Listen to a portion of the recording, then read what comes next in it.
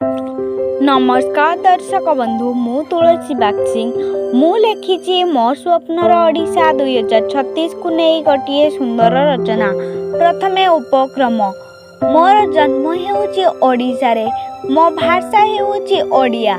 जगन्नाथଙ୍କ भूमि रे जन्म लाभ करिछि मु बोली सारा विश्व रे परिचय पाइछि मु ओडिया।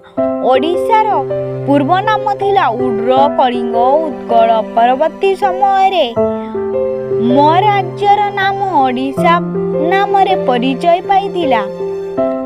मो ओडिशा रे 12 मास रे 13टी पर्व पालन करा जाए। 13टी पर्व पालन मध्य रे श्री जगन्नाथଙ୍କ पुरी रे होउतबा रथ यात्रा पर्वटी रे मो ओडिशा सारा विश्व रे प्रसिद्ध लाभ करिछि। मो ओडिशा रे विभिन्न तीर्थ स्थान मानंकरे परिपूर्ण होई उठिछि। मो स्वप्नर ओडिशा को मु एक शिक्षित, सुस्थ, समृद्धशील एवं उन्नत मान करी गठन करिवा पई चाहे। मो स्वप्नर ओडिशा वर्णना। मो स्वप्नर ओडिशा को मु स्वप्नरे देखिवा पई चाहे नाही, ताहा मु सतरे देखिवा पई चाहे।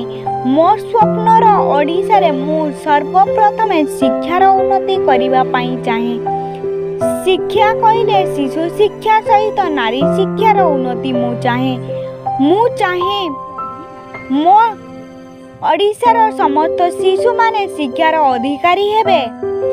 शिशु माने शिक्षार मूल्य को बुझी सठिक भाव में उपयोग करिवे।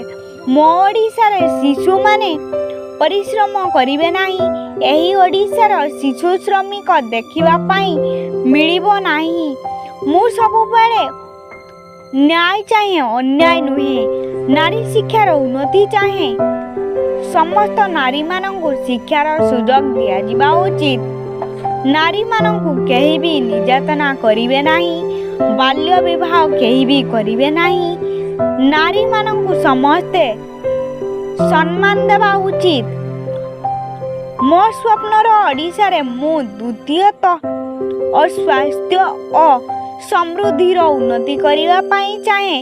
मो ओडिशार लोक माने सुस्थ रुहंतु, सुरक्षित रुहंतु। स्वास्थ्य सुविधा उपयोग समस्ते पाई परिबा दरकार। ता सहित मो ओडिशार कृषि क्षेत्र रे मध्य सर्वप्रथम स्थान अधिकार करिबा दरकार। कृषि क्षेत्र रे ओडिशा नूतन यंत्र उद्भावन करी अधिक फसल अमल करिबा दरकार। कृषक चाष करी समस्त खाद्य प्रदान करे। मु चाहे ठीक सही बड़ी मो ओडिशार लोक माने समस्ते परिश्रम करिवे एवं परिश्रमर मूल्य को बुझिबे। मो स्वप्नर ओडिशा रे तृतीयत मु चाहे मो ओडिशा रे केही भी भिक्षा मागिबे नाही। रेलवे स्टेशन, बस स्टैंड और मंदिर इत्यादि स्थान रे बसी केही भी भिक्षा मागुछंती, किंतु मोर स्वप्नर ओडिशा रे भिक्षा मागिबे नाही। मो ओडिशा रे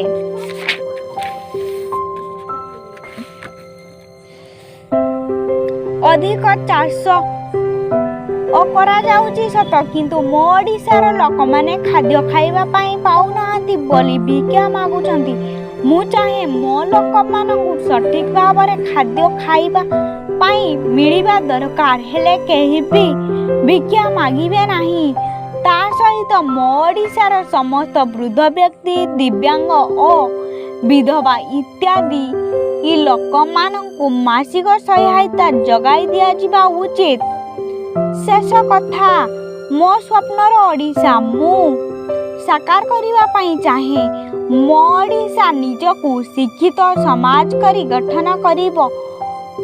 ओडिशा माटी रे जन्म लाभ करिथिबा भाई भौणी माने जाति, धर्म, वर्ण भेद भाव किछि देखिबे नाही। आमे समस्ते समान।